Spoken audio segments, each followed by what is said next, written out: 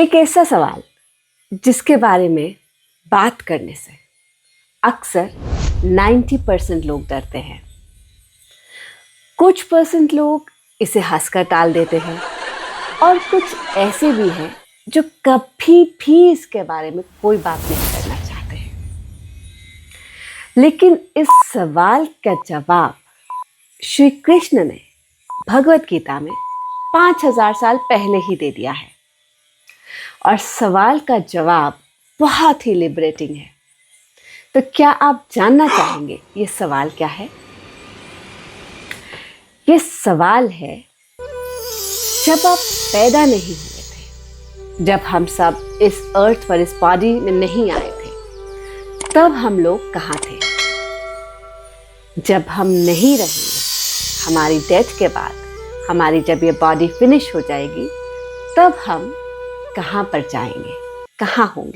इस सवाल का जवाब श्री कृष्ण ने भगवद गीता के चैप्टर 2 श्लोक 28 में दिया है। आइए जानते हैं श्री कृष्ण ने श्लोक 28 चैप्टर 2 में क्या कहा है। अव्यक्तादीनि भूतानि व्यक्तमध्यानि भारत अव्यक्तनिधनान्येव तत्र का परिवेदना। अव्यक्त का अर्थ है अनमैनिफेस्ट, जो अभी तक एग्जिस्टेंस में नहीं आया है। श्री कृष्ण श्लोक में कह रहे हैं कि आत्मा इस शरीर में आने से पहले अव्यक्त थी, अनमैनिफेस्ट थी। बीच में मध्यानि, बीच में यह आत्मा इस शरीर को धारण करती है और अंत में आत्मा शरीर को छोड़कर फिर से अव्यक्त हो जाती है। तो इसमें रोने का क्या कारण है ओ भारत?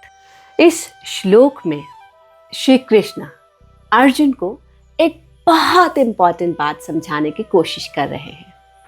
तो ध्यान से समझिए। श्री कृष्ण कहते हैं कि आत्मा का, हम सब की आत्मा का हमारी इन बॉडीज के साथ कोई कनेक्शन नहीं है। जन्म से पहले आत्मा अव्यक्त थी, अनमैनिफेस्ट थी, लेकिन अपने कर्मों को पूरा करने के लिए आत्मा शरीर धारण करती है। एक टेम्पररी व्हीकल, एक टेम्पररी वाहन की तरह। अपने कर्मों के पूरा हो जाने पर आत्मा इस शरीर को त्याग कर फिर से अव्यक्त हो जाती है।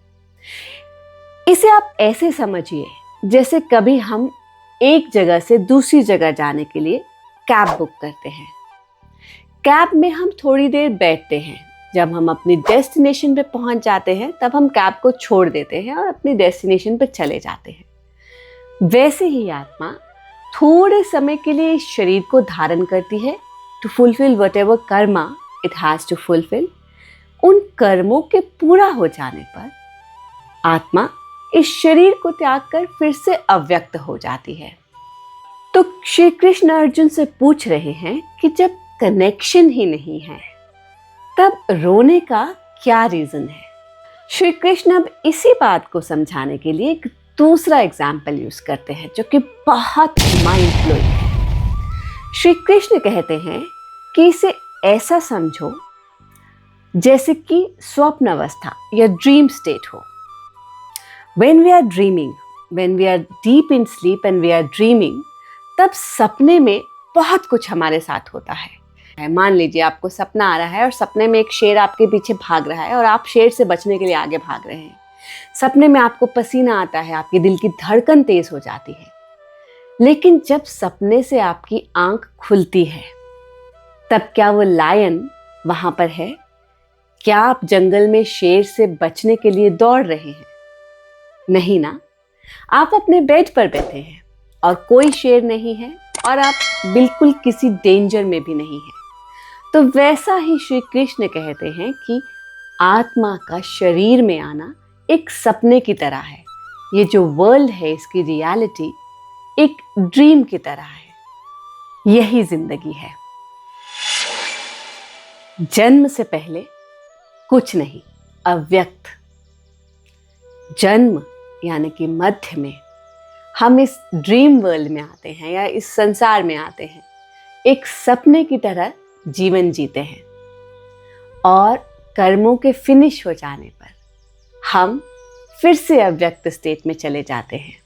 जब डेथ होती है, अगेन अनमैनिफेस्टेड स्टेट। अगली बार किसी मुसीबत में, किसी रिश्ते के टूट जाने पर, करियर में किसी सेटबैक से या किसी भी और परेशानी में खुद को टूटता हुआ पाए, खुद को उसमें गुम होता हुआ पाए, उस समय एक क्षण के लिए रुकें और सोचें, क्या ये सब रियल है या एक इल्यूजन है? क्या ये सब परमानेंट है या टेम्परेरी है? पहले भी आपने जीवन में बहुत सी मुश्किलों का सामना किया है, अकेले सामना किया है, और इस मुसीबत के बाद भी आप बहुत सी मुसीबतों का सामना करेंगे। तो ये मुसीबत भी पहली ही मुसीबतों की तरह टल जाएगी, खत्म हो जाएगी। इस वर्ल्ड में कुछ भी परमानेंट रियलिटी नहीं है, यही श्री कृष्ण इस श्लोक में समझा रहे हैं।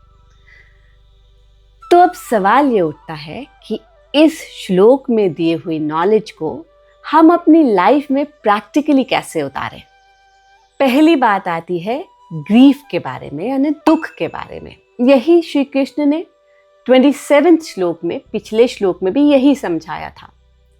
जो आ रहा है उसे आने दीजिए, जो जा रहा है उसे रोकने की कोशिश मत कीजिए, क्योंकि इस दुनिया में सब कुछ टेम्परेरी है। चीजों के खो जाने पर, चीजों के टूट जाने पर दुख होना नॉर्मल है, सामान्य बात है।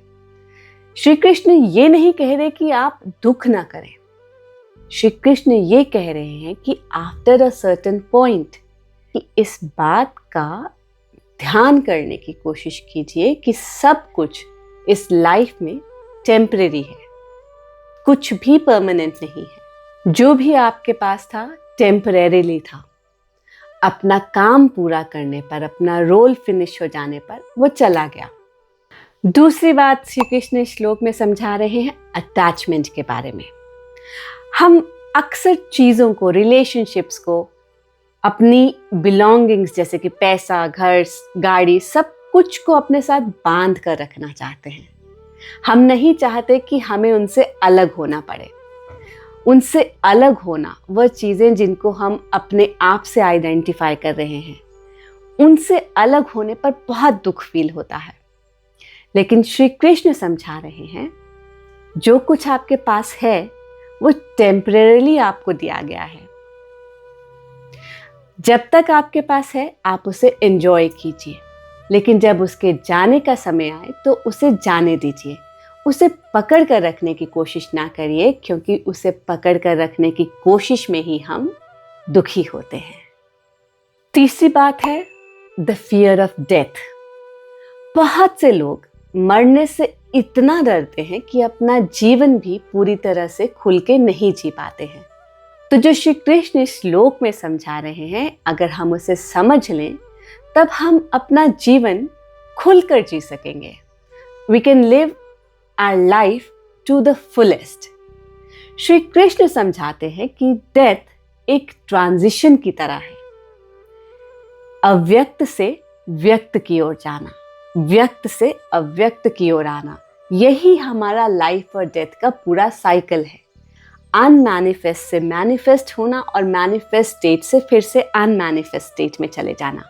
इस ट्रांजिशन से डरने की कोई भी जरूरत नहीं है, श्री कृष्ण समझाते हैं।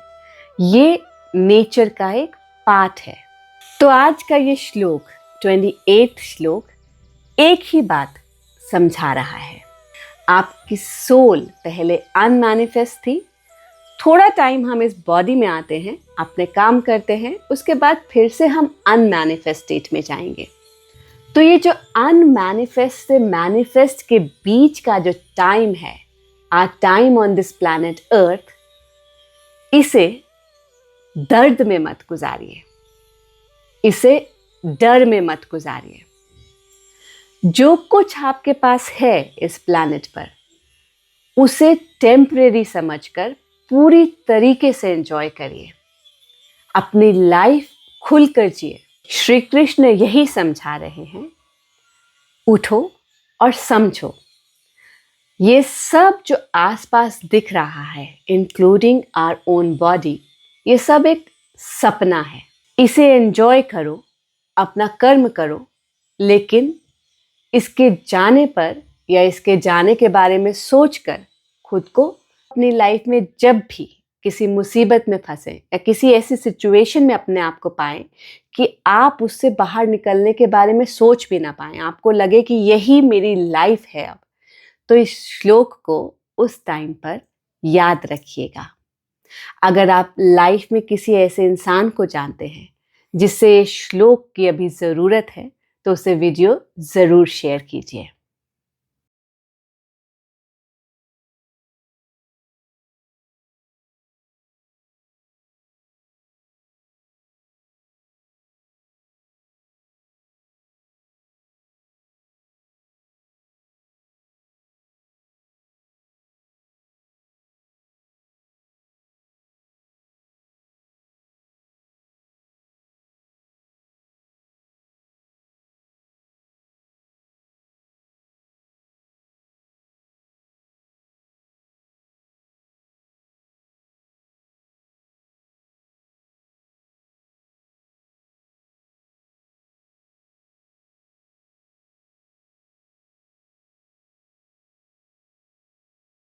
और मुझे कमेंट करके बताइए कि आपकी लाइफ में आपने कभी ऐसी सिचुएशंस को फेस किया है जब आपको लगा हो दिस इज इट, मेरी लाइफ अब यही फिनिश है। फिर कैसे आप उस सिचुएशन से बाहर निकले। भगवद गीता के अगले श्लोक के लिए अभी सब्सक्राइब कीजिए। एक एक श्लोक, एक एक स्टेप है आपको आपकी बेस्ट वर्जन तक ले जाने के लिए। जय श्री कृष्णा।